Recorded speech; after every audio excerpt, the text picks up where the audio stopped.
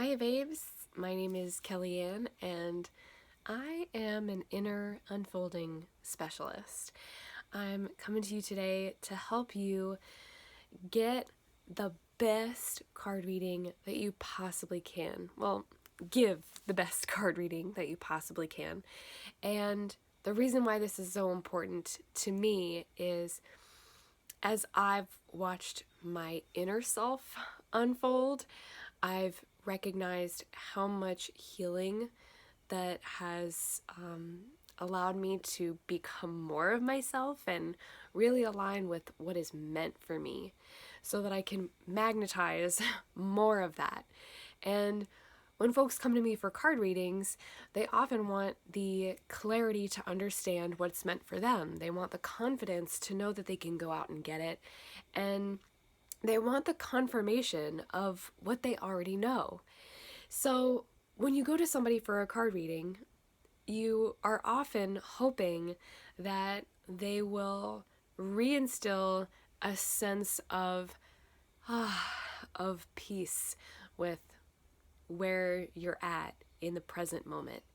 And oftentimes it's because there are things that are not going great in the present moment that you want a card reading, right? You don't usually get card readings when everything is going okay and everything is, sunshine and rainbows. You go to somebody to clear things up because they're kind of murky or, they're confusing or they're just so complicated that you haven't figured out your own version of what a solution would even look like. So for me, giving the best possible card reading that I can involves just one particular thing. And I mean, there are a whole lot of things that can help you give better and better and better card readings. But there's one thing that is particularly key that I'm going to expand upon here, which is knowing the benefits of the shadow side. So whenever you draw a card, and I'm literally just picking up a random card from the top of two of the decks that I use.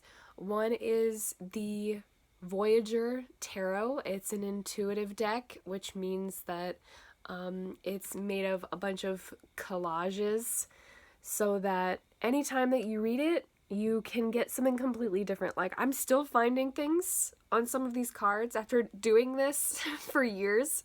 I'm still finding these things on these cards and I'm like, I've never seen you before. When did you get there? What could this mean? And then I've also got the Threads of Fate Oracle deck. It's the Shadow Oracle deck.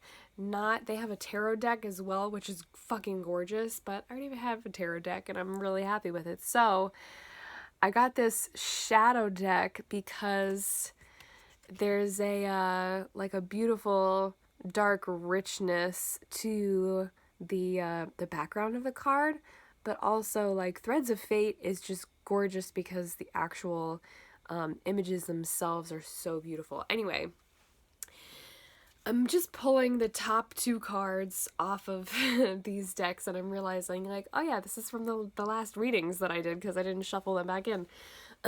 So what I'm going to give you is a download of the light aspects and the shadow aspects of both of these cards so that you can get a feel for how to pull out the benefits or the the usefulness of going into the shadow. Because like I said, not everything's all, unicorns and daisies when people come to you for a reading or when you do a reading for yourself. And that means there might be shadow aspects to the cards that come through. Not just getting the death card and being like, well, some shit's going down, but really seeing the light and the shadow in all things, even if they seem good, like boundaries. Boundaries are amazing because they help protect us from other people's energies and feeling like our energies are not worth protecting. At the same time, if the light aspect of boundaries is that they protect us, the shadow aspect of boundaries is setting the boundary in the first place, because that can be uncomfortable for a lot of people, especially since we live in a very passive-aggressive, avoidant sort of society that doesn't really want to deal with confrontation head on, and that's what boundaries require oftentimes. But also it could indicate that somebody is already stepping on your boundaries, or you don't have a sense of worthiness for your boundaries. And because the shadow shows us where we can improve or how we can realign with what's best for us, the shadow shows us the whole picture. The light aspect and the shadow aspect together come together to show us the full picture of what's going on. So if I pull the boundaries card, then it might be an indication that the person in front of me has a hard time setting boundaries and needs a little encouragement doing so, or they're so good at setting their boundaries, which is the light aspect, that they push people away and actually prevent people, because they're trying to protect themselves, prevent people from coming in and seeing their vulnerable, squishy sides. Because that's what you're trying to protect, right? When you set boundaries, you're protecting that vulnerability and that softness. So what you get is, well, what you can give is an identification of, if you have an easy time setting boundaries, in fact, if you're setting boundaries all the time, then you're doing a great job at protecting yourself from the kinds of people who are not here for you, are out to make an example of how your softness and your squishiness is not valuable or not deserving of the loving protection that you're holding up for yourself. The shadow side, the other side to this is, you may also be preventing people who do care about your softness, who do care about your vulnerability and your sensitive side, the part of you that you don't show to a lot of people, that people have to actually earn your trust in order to get to the other side of that, like this big huge wall with no doors, that they have to climb all the way over it just to get to the real you. You might be preventing people who see boundaries and respect them from pushing your boundaries enough that they can get there, that they can actually see your squishy side. You might put up your boundaries so fucking strong that they don't see another side. They're not even aware that there is another side. And yet, maybe that's something that you want to share with them. Maybe that's something that you feel lonely inside about. So, as you can see, there are a lot of different narratives. There are a lot of different parts to the story of someone's life that you might be holding before you in in relation to the cards that you pull. And even though sharing the light aspect can give people confidence and give people that confirmation of the things that they know about themselves, sharing the truth with them, the real truth of the shadow side, can give them the best sense of confirmation of like, I kind of already knew that this was a problem, but this is why I come to you, because my problems are blind spots. My problems are outside of my vision. They're in my peripherals, and I can't really see them that clearly. So someone who reads cards is the one who helps to really define and provide a sense of clarity for the blind spots and the things in people's peripheries. And that's how you can give the best reading possible. Because if you just sit down in front of somebody and they're like, you're going to meet somebody and then this, and then you're amazing, and you need to do this, you need to start doing this more, that doesn't really actually tell you about how it affects you. It doesn't really tell you like when somebody's coming into your life or what you can do to invite that person into your life, to create an opening, to create an open space, which means that there might be obstacles, that there might be blockages preventing people from coming into your life or preventing a new habit that needs to occur from forming. When you actually are able to get into the shadow sides, and this is going to help me even more because this is like what I consider to be a positive card, but because it's the illumination card, it's the Ace of Wands, and because Ace is at the beginning of everything, it's kind of like the point at which all things are possible. Because that's such a positive like place to start from for so many people, is like anything is possible, it might be hard to pull out the shadow aspects from some of your cards. So this is the perfect card to really negotiate that space.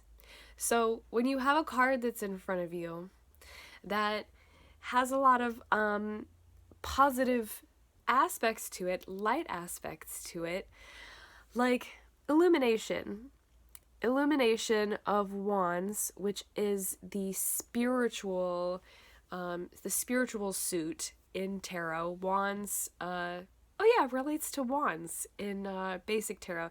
This tarot deck is a little bit different. The swords is actually called crystals, and the pentacles is actually called something else too. But anyway, wands is the spiritual side of things. And for illumination to occur, you might have to sit in complete silence and allow all of the possibilities to form and to take shape and to tell you what is possible. And maybe there are things that you didn't even know were possible that will be illuminated for you when you center yourself in your spiritual practices. The other side of that is when there are so many possibilities and you haven't maybe been meditating or haven't been tuning into your spiritual practices. The shadow side is you could feel incredibly overwhelmed. You could feel overwhelmed by all of the possibilities and not be able to make a decision. You might be second guessing every direction that you think is the right direction, simply because there's so many to take that it's hard for you to know. So the shadow side is there and exists with every meaning of every card. And what you can give to people when you let them know, if you're facing a decision that you have to make, if you're facing an opportunity that has come into your life, which is usually why we're talking about the very beginning of things. That's where ACE is. That's where the number 1 is. It's at the very beginning. When we're talking about starting new things or starting over or building upon the layer of what you already have and moving up to the next level and starting over again in a field that you're already in, etc. Or it's a new relationship and it feels so divinely connected and divinely orchestrated that you're like, how could this even be real? and the illumination card comes through, it's not just telling you that anything is possible. It's saying maybe in a world where there are many possibilities and you could take it in any direction that you want, that tuning into what spirit wants for you and what the universe actually sent you here to embody, to embrace as your personal human experience, maybe letting go of all those possibilities and not holding on to them, or trying to, like the hand does, trying to reach for the right thing or the best thing. Maybe just sitting back and allowing the universe to be the one to illuminate your path without trying to seek it out and find it. Maybe allowing the universe to be the guiding light for you and be the light ahead for you is actually your best move. Not figuring it out, not trying to seek out what the best possible thing is. And in that way, you embody and you embrace the chaotic side of the shadow. That's what I love about learning through the shadow and learning to embrace what we get from the shadow, is that there is so much mystery and, like I said, chaos, where the known meets the unknown. And that's kind of what we do when we present the light aspect and the shadow aspect to people in front of us. Is the light aspect is the known. The light aspect is what we're already aware of. The shadow aspect is what we're not aware of. And therein lies so many more possibilities. And that complicates things. That makes it chaotic. That makes it totally, like I said, mysterious. It makes it, it's, for me, exciting. Exciting because that means that there's more of the world to explore. There's more of the world that we're learning about and that is shaping us. That we get to embrace something totally different, something totally outside of our normal.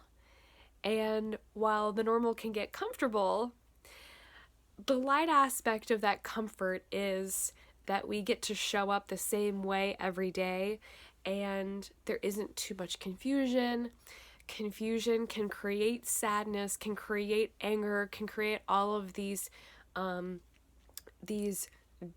dark emotions or shadowy sides of our nature. But what that also creates, if we are uncomfortable, is anger gets to teach us where our boundaries are. Sadness gets to teach us how to grieve and how to let go of things so that we can move forward.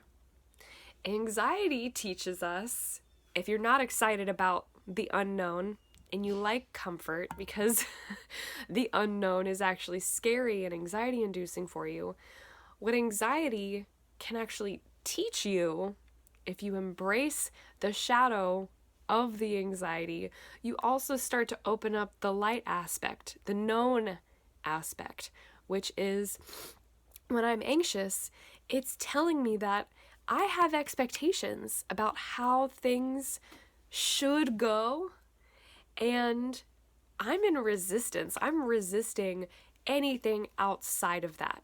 That's typically what anxiety is about, is concern about the future and resisting that, being in the present and just allowing yourself, surrendering. That's another aspect of divine chaos. And I'm going to be teaching more about divine chaos, mystery, the shadow side, the intuitive nature that we need in order to have faith in and to believe in and to trust in the unknown, what is on the other side of the fence, outside of your grassy green, manicured lawn of the known that you've been taking care of, what is outside of that, in order to really love that space and love yourself and love what comes up in that space.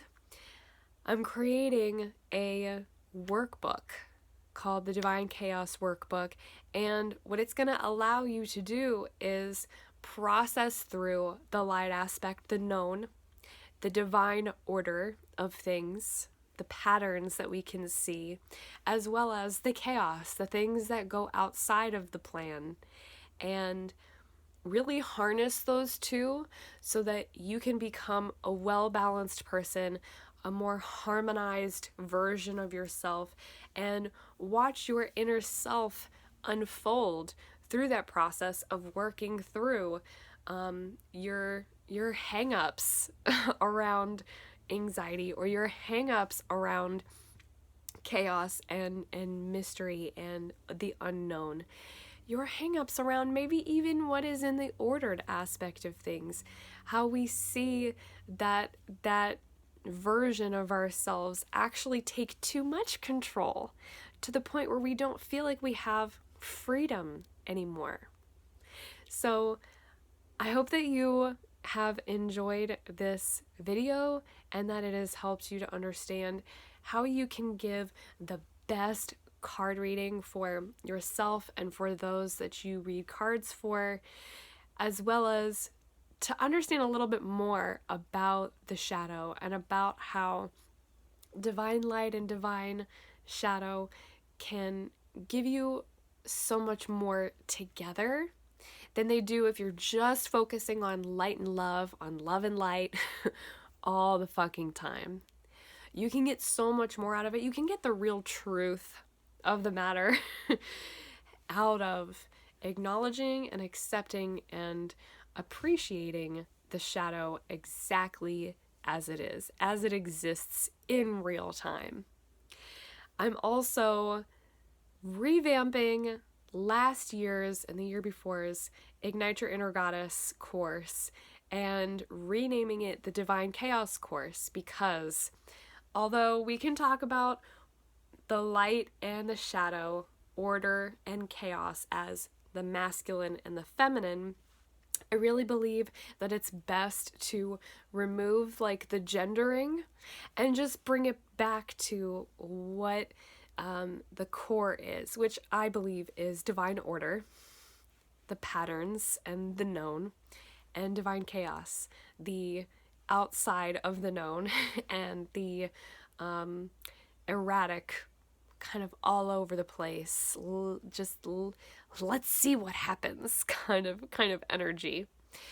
I'm really hoping that you join me for this course. If for you, letting your inner self unfold is exciting and intoxicating and is something that has always helped you to magnetize more of what's meant for you and manifest the life that you want, getting to know yourself, getting to know all parts of yourself so that you can find your inner truth, has helped you on your path of personal growth and on your journey through spiritual awakening.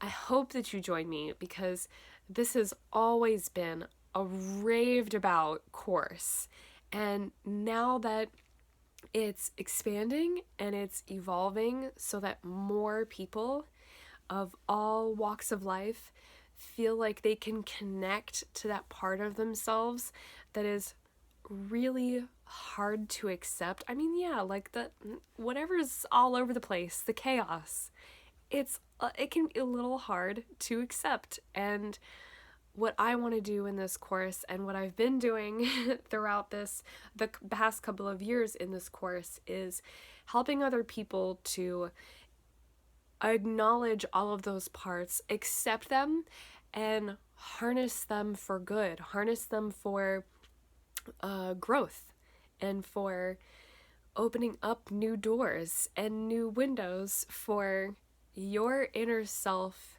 to unfold exactly as it's meant to, in alignment with what you're here for, what your purpose is, what your true passion is, what really sparks that divine light within you.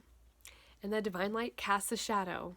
So we have to embrace the whole fucking thing in order to really get there. I love you so much. I hope that this has been a powerful video for you.